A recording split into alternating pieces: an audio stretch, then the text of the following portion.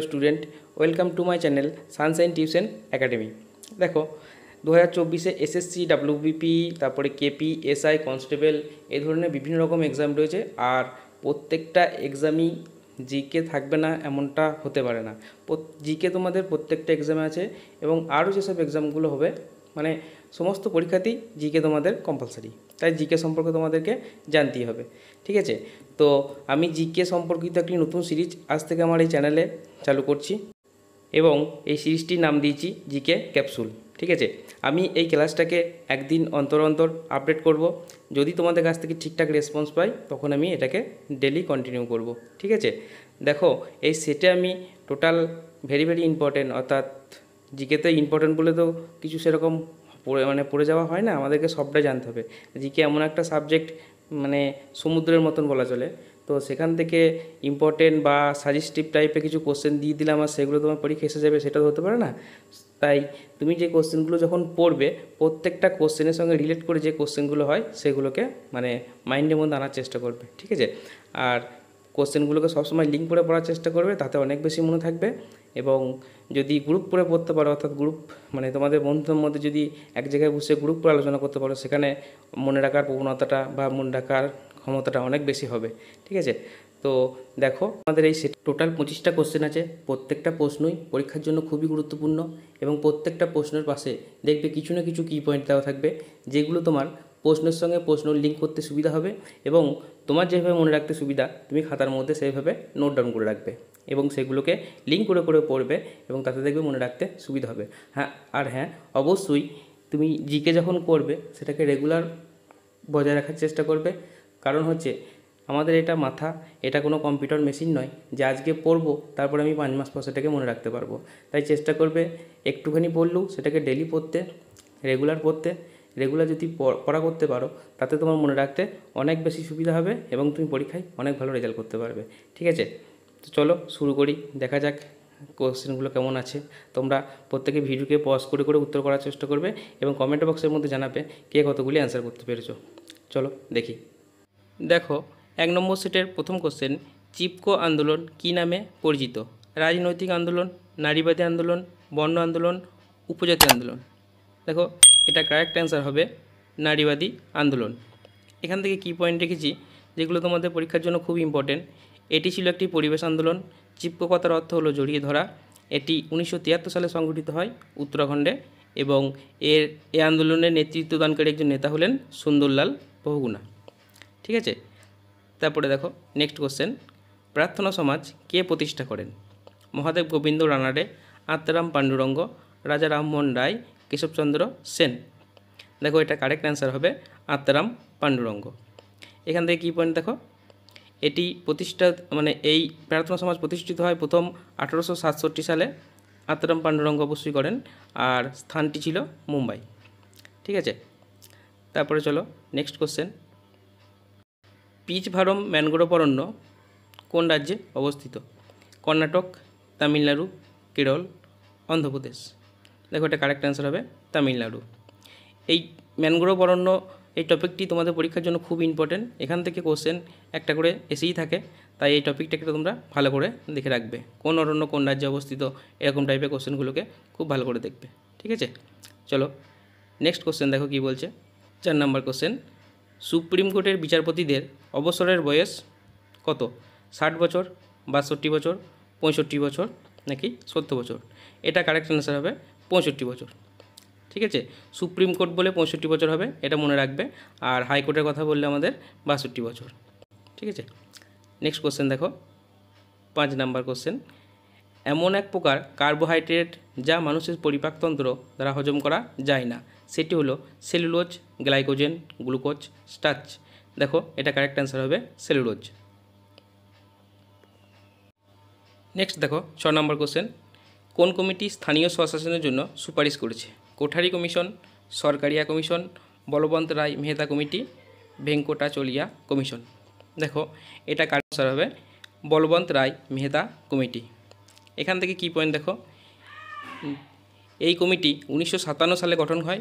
এটি সংবিধানের 40 নম্বর ধারায় রয়েছে আর 1959 সালে রাজস্থানের নাগর জেলায় প্রথম পঞ্চায়েতি ব্যবস্থা চালু করা হয়, ঠিক আছে? এগুলি ইম্পর্টেন্ট দেখে থাকবে। নেক্সট দেখো 7 নাম্বার, ক্রোমোজোম কোথায় গঠিত হয় না? ইউক্যারিওটিক কোষ, প্রোক্যারিওটিক কোষ, মেসোক্যারিওটিক কোষ নাকি জনন কোষ? এটা কারেক্ট অ্যান্সার হবে প্রোক্যারিওটিক কোষ। দেখো এখান থেকে কী পয়েন্ট কী আছে, ক্রোমোজোমটা থাকে হচ্ছে কোষের নিউক্লিয়াসে। আর ইউক্যারিওটিক কোষ হলো এক ধরনের উন্নত কোষ, এটি সাধারণত মানবদের লক্ষ্য করা যায়। প্রোক্যারিওটিক কোষ হলো একটা অনুন্নত কোষ, এটা জীবাণু, ব্যাকটেরিয়া। আর মেসোক্যারিওটিক কোষ দেখবে ছত্রাকদের দেহে দেখা যায়।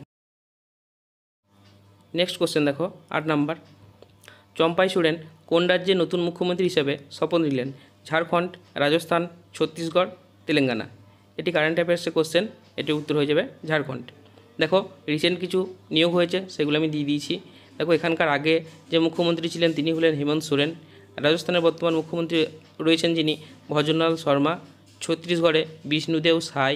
আর তেলেঙ্গানাতে যিনি রয়েছেন তিনি হলেন অনুমুলাই রেবন্ত রেড্ডি। ঠিক আছে, এগুলো দেখে রাখবে।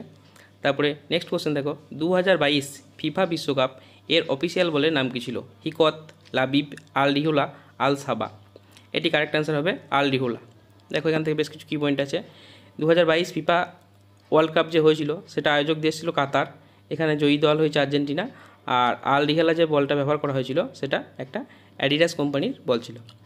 ঠিক আছে, তারপরে দেখো নেক্সট কোশ্চেন কী আছে। 1194 খ্রিস্টাব্দে চাঁদাওয়ালের বা চাঁদোয়ার যুদ্ধে কে পরাজিত হন? ভীম দ্বিতীয়, জয়চাঁদ, লক্ষণ সেনা, মোহাম্মদ ঘুরি? দেখো এটা কারেক্ট অ্যান্সার হয়ে যাবে জয়চাঁদ। দেখো এখান থেকে কী পয়েন্ট দিয়েছে, এটি 1194 সালে সংঘটিত হয়েছিল। আর মোহাম্মদ ঘুরি এবং জয়চাঁদের মধ্যে এই যুদ্ধ হয়, যেখানে জয়চাঁদ পরাজিত হয় আর মোহাম্মদ ঘুরি জয়ী হয়। তারপরে দেখো নেক্সট 11 নম্বর কোশ্চেন, অভ্র খনির জন্য বিখ্যাত কোডারমা কোন রাজ্যে অবস্থিত? ঝাড়খণ্ড, উড়িষ্যা, রাজস্থান, গুজরাট? এটা কারেক্ট অ্যান্সার হয়ে যাবে ঝাড়খণ্ড। কি পয়েন্ট দেখো, অভ্র উৎপাদনের নিরিখে ভারত হলো প্রথম স্থানের দিকে করে। আর সবথেকে বেশি অভ্র উৎপাদন করা হয় কোডারমা। তারপরে নেক্সট কোশ্চেন দেখো, পুনর্ভবা এবং আত্রাই নিম্নলিখিত কোন নদী শাখা নদী? তোরসা, তিস্তা, জলঢাকা, রায়ঢাক? দেখো এটার কারেক্ট অ্যান্সার হবে তিস্তা। দেখো তিস্তা নদী সিকিমের জেমু হিমবাহ থেকে উৎপন্ন হয়েছে। মনে রাখবে তিস্তা নদী যদি উৎস হয় তাহলে সিকিমের জেমু হিমবাহ। ঠিক আছে, তারপরে নেক্সট দেখো, কে বাতাবিকন্ডা উপাধি গ্রহণ করেছিলেন? প্রথম মহেন্দ্র বর্মন, প্রথম নরসিংহ বর্মন, প্রথম রাজেন্দ্র চোল, দ্বিতীয় পুলকেশী? দেখো এটার কারেক্ট অ্যান্সার হবে প্রথম নরসিংহ বর্মন। এখান থেকে দেখো বেশ কিছু কি পয়েন্ট রয়েছে। বাতাবি ছিল চালুক্যদের রাজধানী। আর চালুক্য বংশের শ্রেষ্ঠ রাজা হচ্ছেন দ্বিতীয় পুলকেশী। আর এই যে নরসিংহ বর্মনের কথা বললাম, ইনি হলেন পল্লবদের শ্রেষ্ঠ রাজা। ঠিক আছে, নেক্সট কোশ্চেন দেখো, জীবনের জলসাঘরে নিম্নলিখিত কোন ব্যক্তির আত্মজীবনী? সন্দীপ পাল, মান্না দে, শচীন দেব বর্মন, হেমন্ত মুখোপাধ্যায়? দেখো এটা কারেক্ট অ্যান্সার হবে মান্না দে। এই মান্না দের একটা প্রকৃত নাম রয়েছে। ঠিক আছে, দেখো মান্না দের প্রকৃত নামটা হলো, আমি কি পয়েন্টের মধ্যে দিয়ে রেখেছি, ইনি একজন বিখ্যাত বাঙালি সঙ্গীতশিল্পী, অবশ্যই মান্না দে। আর এনার প্রকৃত নাম হলো প্রবোধচন্দ্র দে, এটা তোমরা মনে রাখবে। তারপরে দেখো নেক্সট কোশ্চেন, পার্লামেন্টে অর্থ বিল অনুমোদনের জন্য নিম্নলিখিত কার অনুমোদন অপরিহার্য নয়? লোকসভার অনুমোদন, অর্থমন্ত্রীর অনুমোদন, রাজ্যসভার অনুমোদন, না উপরে কোনোটি নয়? দেখো এটা অবশ্যই অ্যান্সার হবে রাজ্যসভার অনুমোদন। ঠিক আছে, দেখো অর্থ বিল এটা আমাদের ধারা 110 নম্বরেতে আছে। আর অর্থ বিল প্রথম উত্থাপিত করা হয় কোথায়? লোকসভাতে। আর যদি অর্থ কমিশনের ধারা ধারা যদি জিজ্ঞাসা করা হয় তখন অ্যান্সার হয়ে যাবে ধারা 280। এই ধারাগুলো একটু মনে রাখবে, এগুলো পরীক্ষার জন্য খুবই ইম্পর্টেন্ট। তারপর নেক্সট কোশ্চেন দেখো, সুন্দরবনকে কবে রামসার সাইট হিসেবে ঘোষণা করা হয়? 1972, 1987, 2018, 2019? দেখো এটা কারেক্ট অ্যান্সার হবে 2019। এই সুন্দরবন সম্পর্কিত বেশ কিছু ইম্পর্টেন্ট টপিক আছে যেগুলো তোমাদের না মনে রাখলেই হবে না। এখান থেকে দেখো এই কি পয়েন্টগুলো মনে রাখবে। টাইগার রিজার্ভ প্রথম 1973 সালে, অভয়ারণ্য 1977, জাতীয় উদ্যান অর্থাৎ ন্যাশনাল পার্ক 1984, আর ইউনেস্কো কর্তৃক world heritage site 1987। Next question দেখো, প্রতি বছর কোন তারিখে পালিত হয় বিশ্ব ব্রেইল দিবস? 4 জানুয়ারি, 4 ফেব্রুয়ারি, 1 জুলাই, 4 জুলাই? দেখো এটা কারেক্ট অ্যান্সার হবে 4 জানুয়ারি। ঠিক আছে, এই ব্রেল কী বলো তো? ব্রেল হলো অন্ধদের এক ধরনের পড়ার পদ্ধতি। এই পদ্ধতির আবিষ্কর্তা ছিলেন লুইস ব্রেইল। এই এনার জন্মদিন উপলক্ষেই প্রতি বছর 4 জানুয়ারি এই বিশ্ব ব্রেইল দিবস পালন করা হয়। তারপর দেখো নেক্সট কোশ্চেন, লোদি রাজবংশের প্রতিষ্ঠাতা কে ছিলেন? সিকান্দার লোদি, বহুলুল লোদি, ইব্রাহিম লোদি, দৌলত খান লোদি। দেখো এটা কারেক্ট আনসার হবে বহুলুল লোদি। কি পয়েন্ট দেখো, এই লোদি রাজবংশের সময়কাল ছিল 1451 থেকে 1526। এই বংশের শ্রেষ্ঠ শাসক হলেন সিকান্দার লোদি আর শেষ শাসক হলেন ইব্রাহিম লোদি। নেক্সট কোশ্চেন দেখো, সৌরজগতে কোন গ্রহের উপগ্রহের সংখ্যা সর্বাধিক? শনি, বৃহস্পতি, নেপচুন, ইউরেনাস। এটা অবশ্যই শনি হবে, ঠিক আছে। তারপরে এখান থেকে কী পয়েন্ট দেখো, শনির উপগ্রহের সংখ্যা সবথেকে বেশি 146টা, পৃথিবী মাত্র একটি রয়েছে, আর বুধ আর শুক্রের কোনো উপগ্রহ নেই, ঠিক আছে। তারপর আরও অনেক কিছু আছে, মঙ্গলকে যেমন লাল গ্রহ বলা হয়, পৃথিবীকে নীল গ্রহ বলা হয়, এগুলো তোমরা মনে রাখবে। তারপরে 20 নম্বর কোশ্চেন, কে ভারতে আদমশুমারির সূচনা করেন? Lord Curzon, Lord Canning, Lord Elgin নাকি লর্ড মেয়ো? এটা কারেক্ট অ্যান্সার হয়ে যাবে অবশ্যই লর্ড মেয়ো। দেখো আদমশুমারি এটা প্রথম সূচনা হয় কবে জানো তো? 1871 সালে। আর আমাদের সর্বশেষ আদমশুমারি অর্থাৎ জনগণনা হয়েছিল 2011 সালে। তারপর থেকে এখন আর হয়নি কো। তারপরে দেখো নেক্সট কোশ্চেন কী আছে, দেখো 21 নম্বর কোশ্চেন, অস্ট্রেলিয়ান ওপেন 2024 পুরুষদের একক শিরোপা কে জিতেছেন? কার্লোস আলকারেজ, নোভাক জোকোভিচ, জানিক সিনার, ড্যানিল মেদভেদেভ। এটা কারেক্ট অ্যান্সার হয়ে যাবে জানিক সিনার। আর মহিলাদের যদি বলে 2024 একক শিরোপা জিতেছেন এরিনা সাবালেঙ্কা। এটাও তোমাদের কারেন্ট অ্যাফেয়ার্সের উপর কোশ্চেন, এগুলোকে আমি অ্যাড করেছি ইম্পর্টেন্ট বলে, ঠিক আছে। তারপরে দেখো নেক্সট 22 নম্বর কোশ্চেন, স্বাধীন ভারতে আবিষ্কৃত প্রথম প্রত্নক্ষেত্র কোনটি ছিল? লোথাল, রোপার, বানোয়ালি, রাখিগড়ি। দেখো এটা কারেক্ট অ্যান্সার হয়ে যাবে রোপার। নেক্সট কোশ্চেন দেখো 23 নম্বর কোশ্চেন, নিচের কোন প্রাণীটিকে জীবন্ত জীবাশ্ম বলা হয়? চিংড়ি, আপেল শামুক, অ্যামিবা, পেরিপেটাস। এই প্রশ্নে দেখো কারেক্ট অ্যান্সার হয়ে যাবে পেরিপেটাস। এছাড়া জীবন্ত জীবাশ্মের আরও একটা উদাহরণ হয় হংসজন্তু, অপশানে যদি থাকে তোমরা ওটাকে অ্যান্সার করবে। তারপরে নেক্সট কোশ্চেন দেখো কী আছে, 24 নম্বর কোশ্চেন আজকের, সোডিয়াম ক্লোরাইডের জলীয় দ্রবণের মধ্য দিয়ে বিদ্যুৎ যদি প্রবাহিত হয় তাহলে কী উৎপন্ন হবে? সোডিয়াম এবং জল, সোডিয়াম এবং ক্লোরিন, সোডিয়াম হাইড্রোক্সাইড আর সোডিয়াম অক্সাইড। দেখো এটা কারেক্ট অ্যান্সার হবে সোডিয়াম হাইড্রোক্সাইড। এই সোডিয়াম হাইড্রোক্সাইডের আরেকটা নাম হলো কস্টিক সোডা, যার সংকেত হচ্ছে NaOH। দেখো আমি কি পয়েন্টে দিয়ে দিয়েছি। আজকের লাস্ট কোশ্চেন 25 নম্বর কোশ্চেন, কত সালে সত্যজিৎ রায়কে সিনেমা জগতে বিশেষ কৃতিত্বের জন্য অস্কার পুরস্কার দেওয়া হয়? 1986, 1990, 1991 নাকি 1992?